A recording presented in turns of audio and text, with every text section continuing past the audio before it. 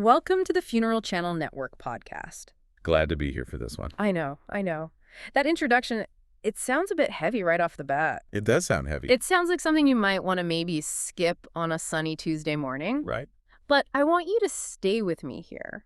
I want you, the listener, to just close your eyes for a second. Just for a second. Because we usually start the show with something high energy, right? Like tech breakthroughs or ancient mysteries. Space travel, all that stuff. Exactly. But today, I want you to imagine a scenario that unfortunately is the one universal experience we all actually share. Yeah, the statistics on this one are literally 100%. 100%. They are stubborn on this one. Yeah. So I want you to imagine you have just lost someone. A parent? A parent, a partner, a best friend. Yeah. The immediate shock is just washing over you. And it's physical, isn't it? It is entirely physical. The world feels like it has just stopped spinning on its axis. You're in a complete fog. But then, almost instantly, a clock starts ticking. It's the logistical clock. And it is loud. It is deafening. And my question to you, listening right now, is this: what is the very first practical step you have to take? And we aren't talking about the emotional processing here. No, I'm not talking about the crying or the hugging or sitting in the dark looking at old photos. Right. The actual work. The actual work, what is it? Well, for most people, the immediate instinct is to just pick up the phone. Sure. But if we are talking about the first formal step, the first real logistical hurdle, it's notification. You have to let the world know. You have to let the world know that this person is gone.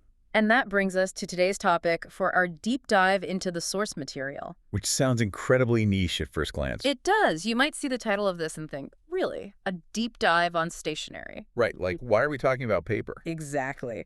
But today, we are taking a deep dive into funeral announcements. And before anyone tunes out thinking this is just about picking the right cardstock or, font size, Yeah. let me stop you. Please stop. This is actually a masterclass in crisis communication. Yes. It is psychology, it is user experience design, and it's social strategy. All wrapped up in a 5x7 card. Or a digital flyer, yeah. We're looking at a stack of sources today, specifically a deep analysis piece titled The Art and Purpose of Funeral Announcements. Which is a fantastic breakdown. It really is. And honestly, I was surprised by how much I just didn't know. Most people are. Because I always thought a funeral announcement was just, well, an obituary. And that is the classic misconception right there. I thought they were the same thing. That is the very first hurdle we need to clear in this deep dive. They are siblings, sure. Siblings. They are in the same family of, let's call it, death care documentation. Yeah. But they are not twins. And if you treat them like twins, you are going to miss the point entirely. So let's unpack that right away. What is the fundamental difference? Because I feel like I've used the terms interchangeably my whole life. Almost everyone does. But think of it this way. An obituary is a story. It is a biography. It's a narrative document that inherently looks backward. Right, talks about the life lived. The achievements, the schools they attended, the surviving family members. It's answering the question, who was this person? Exactly. The obituary is the history book. Okay, so if that's the history book, what is the announcement? A funeral announcement is tactical. It is entirely operational. Operational. Yes, it is about the immediate future. It is a notification. So it's not trying to tell a story at all? Not primarily, no. Yeah. Its job is to mobilize a community. I see. So the obituary is the who they were, and the announcement is the what happens next. Precisely. The announcement has a very specific mission. Which is what? To inform friends, extended family, colleagues, maybe the faith community, that a loss has occurred. And crucially, how they can participate in honoring that person. It's like the bat signal of the grieving process. In a way, yes. Yeah. It's the flare you send up. Right. It's the signal that transitions a family from private loss. Like that moment in the hospital room. Exactly. Or the bedroom. It transitions them from that private moment to communal remembrance. And our mission today is to really understand why this specific piece of communication is so vital. Because it is vital. We're going to look at the history, the evolution from newspapers to digital. The design psychology. Yes. Why paper size actually matters, believe it or not. It matters a lot. And why efficiency is actually a form of love. I really love that phrase from the source material. Efficiency is a form of love. It sounds contradictory, doesn't it? It does. When we're talking about death, we usually think of efficiency as cold. Corporate. Robotic. Like we're trying to optimize a factory line or something. It sounds incredibly cold. But let's go back to that opening scenario you painted. Okay, you're grieving. You are grieving. Your energy is at rock bottom. Uh, You are physically and emotionally completely depleted. your brain is not working the way it usually does. Not at all. Psychologists actually call it grief brain. Grieve brain. Yes, your executive function is just shot. Now, in that state, imagine having to call 200 people individually. Oh, God.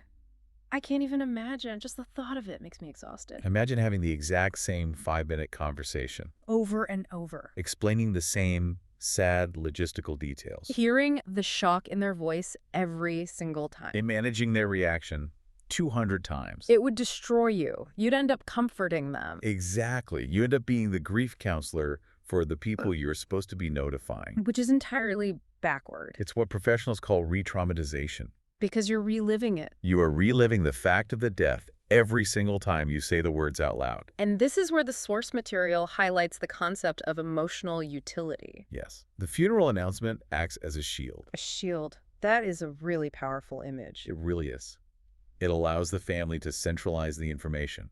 You put the facts in one place. The who, where, when. Ah, You put it into one clear, dignified format, and you distribute it. it does the heavy lifting for you. It speaks so you don't have to. So it literally saves you from the emotional burden of repetition. Exactly. It prevents the compassion fatigue of having to narrate your own personal tragedy over and over again. Wow. It informs the community efficiently, so the family can focus on what actually matters right then. Which is the mourning itself. Right.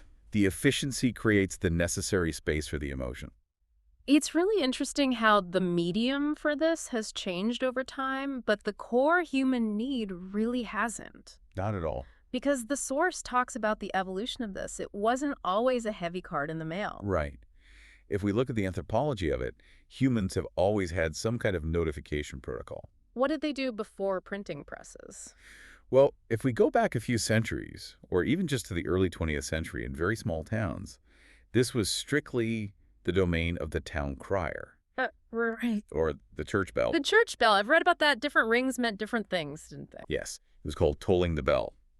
In some villages, the specific pattern of the ring would tell you the gender and the approximate age of the deceased. That is wild. You didn't even need a piece of paper. No, the soundscape of the village told you exactly what happened. That is incredibly efficient, Yeah. but also, obviously, very local. Very local. As communities grew and spread out, we had to adapt. So we moved to the newspaper notice. The classic black-bordered column. That was the standard for decades. You check the paper every morning over coffee to see who had passed. Do you hear about Mrs. Higgins? Exactly. The gossip mill and the local newspaper were the entire distribution network.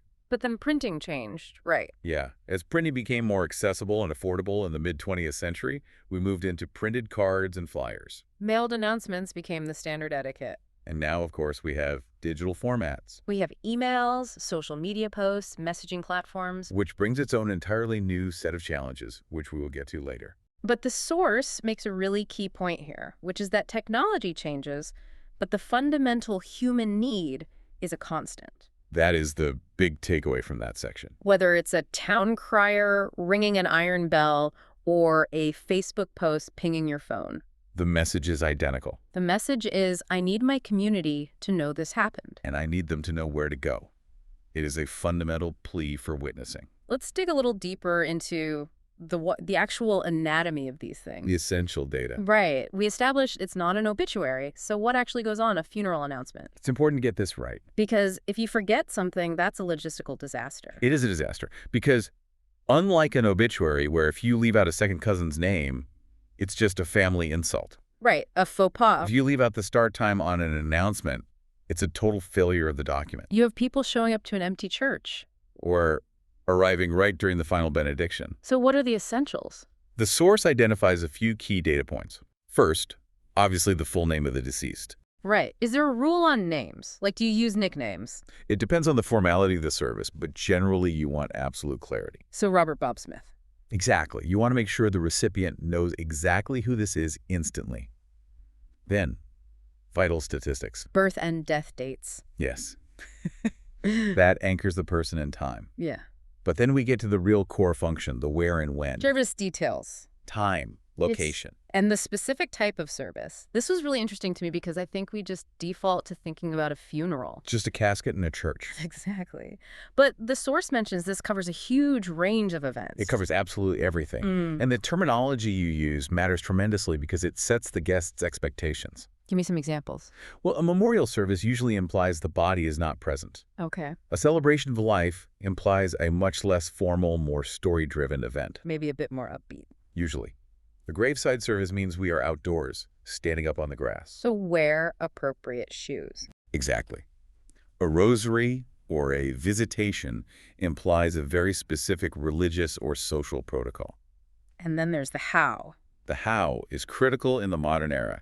How to attend. Is it in person? Is it streamed? We saw a massive rise in live streaming during the pandemic, and it has absolutely stayed with us. That's so common now. Putting the Zoom link or the YouTube URL directly on the announcement is standard practice today. And this next part really caught me off guard. The announcement even covers the scenario where there is no service at all. Yes, Wait, really? You sent an announcement through the mail to say there's no funeral. you do. That feels almost passive-aggressive, or just unnecessary. It feels that way to us because we typically think of invitations as things that say, come here. Right, be at this place at this time. But remember, this is a status update. Think about it. Hmm. If you don't send anything at all, people are left wondering, Oh, I see. They think they missed it. did I miss it? Is it happening later? Are they keeping it a secret from me? And then they start calling you. It's exactly. Sending an announcement that simply says, services will be held privately, or no services are planned at this time, is actually a deep kindness. It closes the loop for people. It acknowledges the loss, thanks people for their care, but sets a firm boundary that the service is family only. That goes right back to that shield effect we talked about. It stops the phone from ringing with 50 people asking, when is the funeral? It manages expectations perfectly. It stops the rumor mill and the speculation. Precisely. Now let's talk about tone, because these are factual documents, yes, but they aren't police reports. Right. They need some warmth. They have to have some heart to them. The source talks about these things called tone setters. Tone setters are those small touches that do a massive amount of heavy lifting psychologically. Like what? Phrases like, in loving memory, or with deep sorrow, or celebrating the life of. Honestly, those always sound to me like just standard headers, almost like cliches. Do they really matter that much? They signal absolutely everything. They're essentially the emotional instructions for the guest. Emotional instructions. Think about it. If I get a card in the mail that says, with deep sorrow, and it has a very somber, traditional dark border, You know the vibe. I know exactly what I'm walking into. I'm walking into a mourning space. You're wearing a black suit. I'm wearing black. I'm preparing for a quiet, highly reflective atmosphere. I am probably not going to walk in and tell a raucous joke. Right. Versus a card that says celebrating the life of. Exactly. If it says celebrating the life of and uses bright colors, or maybe a photo of the deceased laughing or fishing on a boat, That changes everything. I know that this event is going to be about storytelling and joy. You might still wear dark colors, but your mindset is different. I'm mentally prepared for a totally different energy. It literally tells the recipient how to show up emotionally. It is kind of amazing how much human communication happens in just 3 or 4 carefully chosen words. It really is. And other elements contribute to this too. Like what else? Listing the officiant or the hosting organization. Oh, like listing the specific church or the funeral home? Right. It gives immense context. Is this a highly religious service? A secular one? The announcement sets the entire stage before anyone even walks through the front door. Exactly. Okay, let's get visual for a second. I know we're an audio medium, you're listening to a podcast, but I want to talk about design. Design is crucial here. Because the source dives into the visual hierarchy. And I just love that term. It sounds technical. It sounds so technical for something so deeply personal. But it is technical. Design at its core is problem solving. Okay, so what's the problem we are solving here? The problem is, how do I convey crucial logistical information very quickly to people who might be highly emotional, crying, or distracted? So what is the golden rule of this design? Clarity is king. Clarity. The source emphasizes that the name must stand out first. That is the anchor of the whole document. You have to know who it's for instantly. Then the service details must be highly scannable. Scannable, meaning not a dense wall of text. No walls of text, please. People do that, though. They do. They write beautiful paragraphs. But if you bury the start time and the location, In a dense paragraph of prose, people will simply miss it. They're skimming. You want the eye to flow naturally down the page. Right. Name, then date, then time, then location. It's literally user experience design. It is UX design for grief. And fonts have to matter here. I feel like people get really tempted to use those fancy looping scripts because they look classy. Oh, the wedding font trap. The wedding font trap. We associate those swirling, highly intricate calligraphy fonts with formal, important events. Sure, they look expensive. But if your 85-year-old aunt can't read the address of the church because the 7 looks exactly like a 1 due to some artistic flourish, Then the announcement has completely failed its mission. function over form every single time. Legibility over creativity. You can use a nice serif font that looks dignified and traditional, but it fundamentally has to be readable. And this is true for print, but I imagine it's doubly true for digital. Oh, absolutely. Because on digital, people might be reading it on a cracked phone screen in bright sunlight. What about backgrounds? Light and unobtrusive. You want high contrast. So the text pops. The text needs to pop. If you put dark navy text on a dark blue background, you are making grieving people work way too hard just to find out where to go. But it doesn't have to look sterile, right? Like a medical bill. It can still be beautiful. Bro, it should be beautiful. Yeah. The source mentions using floral accents, face-based symbols, subtle borders. Soft color palettes. These add warmth. They make it feel like a genuine tribute, not a court summons. Right. And photos. Photos are optional, but very common now. I always advise a photo if possible. I always like seeing a photo. It instantly connects you back to the person. It offers recognition and immediate connection. The source advises using a clear, representative photo. Representative meaning how they actually looked recently? Usually, yes. Mm-hmm. It reminds people of who they lost, not just the cold fact that they lost them. Seeing the face triggers the memory. And the empathy. Now, this next part of the source fascinated me. It breaks down the 3 standard sizes of printed announcements. Yes, the physical dimensions. And it turns out the actual size of the paper implies meaning. It's the tactile experience. It really is. Paper has weight, quite literally and figuratively. So we have 3 main contenders here. Walk me through them. First is the card style. Usually about 5 by 7 inches. Like the size of a standard birthday card or a wedding invite. Exactly. And that specific size carries a psychological weight. It feels personal. It feels intentional. This is the format you mail directly to close friends and extended family. It's a keepsake.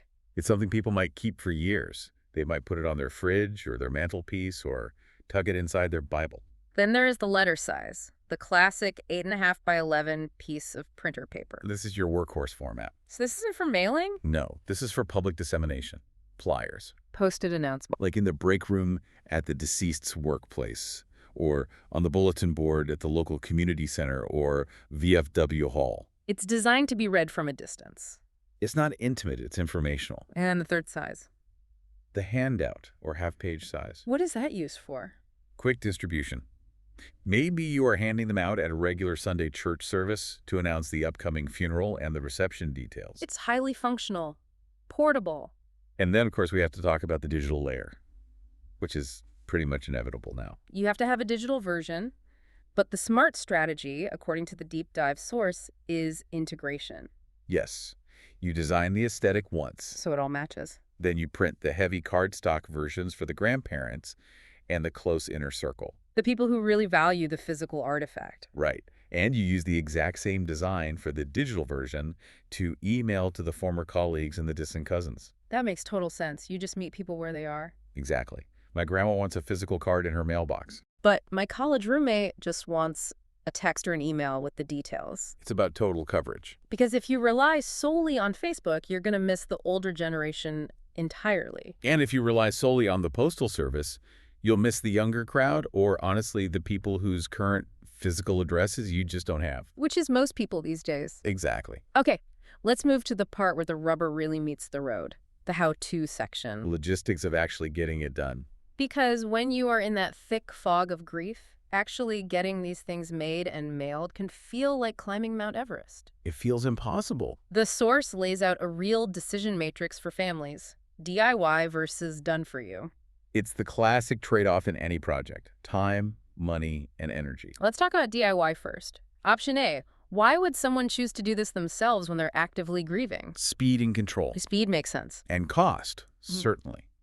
If you need to get the word out literally today, or if the details are still heavily in flux, DIY is very appealing. The source called that the change factor. Right. If you aren't sure if the service is at 2 p.m. or 3 p.m. yet because you're still waiting on the pastor to call you back, You can't send it to a printer yet. you might want to hold the reins yourself until the absolute last possible minute. You download a template, you plug in the info yourself. And there's a massive, there is a real risk. A huge risk. The source has a big flashing red warning label on this section. The risk is accuracy. We talked about grief brain earlier. Right. It is a real cognitive deficit. Your brain functions are not operating at 100%. You are exhausted and traumatized. It is incredibly easy to type Tuesday when the date you entered is actually a Wednesday. Oh, man. Or to type 2024 instead of 2025. Or to get the birth year wrong. I can see that happening so easily. You are staring right at the screen, but you don't see the error because your brain just auto-fills what it expects to see. And the distress that a typo causes in this situation is huge. Imagine 50 people showing up a day early. Or a day late. Imagine the personal guilt you would feel realizing you got your own father's birth year wrong on the permanent card everyone is holding. That would be awful. So what is the golden rule for the DIY route? You cannot, I repeat, you absolutely cannot proofread your own work in this emotional state. You need a backup. You must have a second person review it, a totally fresh set of eyes. Someone who isn't as sleep deprived as you are. A neighbor, a friend, a somewhat distant cousin. Just someone outside the immediate blast radius of the grief. That is crucial advice. Right. Okay, so that's the DIY risk. What about option B, the done-for-you route? This is the path of least resistance. Which sounds very nice when you're exhausted. You basically hand over the raw data, and a professional designer handles the formatting, the visual balance, the proofs, and the printing. It gives you that professional polish. But much more importantly, it gives you profound relief. It just takes one heavy thing off your plate. It removes the details overload. You don't have to worry about printer margins or font sizes or paper jams. You just look at a proof and say yes or no. Exactly. And the source specifically mentions a resource here that kind of bridges this gap, the funeral program site. Right, and what's really interesting about the funeral program site as an example here is that they actually offer both paths. They understand the dilemma. They do. Mm-hmm. They have the downloadable templates for the DIY crowd, so you get a professional structure, but you do the actual typing. Right. And they also have the full design and print services if you just want to hand it off completely. So it's a hybrid model. It is. Yes. And that's helpful because families often don't fit neatly into just one box. Maybe you want to DIY the digital version to email out today, but have a pro print the fancy keepsake cards for next week. Having a resource that covers that whole spectrum is very valuable. We also really need to talk about distribution logistics, because designing and printing them is one thing. Actually getting them to the people is another hurdle. This is where you have to be highly strategic about quantity. How many do you actually need to order? You don't want to print 500 if you only have 50 physical mailing addresses. But you also really don't want to run out of them at the service. It feels a lot like managing a wedding guest list, but with way less time to plan. It is exactly like that. And again, that's where the hybrid digital-physical approach saves you. Mail the physical ones to the inner circle who will cherish the keepsake. And use the digital file for the much wider circle. Yes. Which brings us to section 5 of the deep dive, the strategy. This is probably my favorite part of the analysis. And I think it's the most overlooked aspect. We think of announcements as just passing along basic information. Right, just the facts. But the source argues they're actually powerful tools for inclusivity. This is a profound psychological point. Break that down for us. Think about the person who was a decent friend of the deceased, maybe 10 years ago, or a former colleague from 2 jobs ago. Okay. They hear the news through the grapevine. Their first thought is obviously sadness, Sure. but their second thought is almost always insecurity. Insecurity? Like, am I close enough to go to the funeral? Exactly. Is this service for family only? Would it be weird if I showed up? I don't want to intrude on their grief. I haven't seen them in 5 years. Will the family even know who I am? I felt that before. It's like grief imposter syndrome. Grief imposter syndrome. That is a perfect term for it.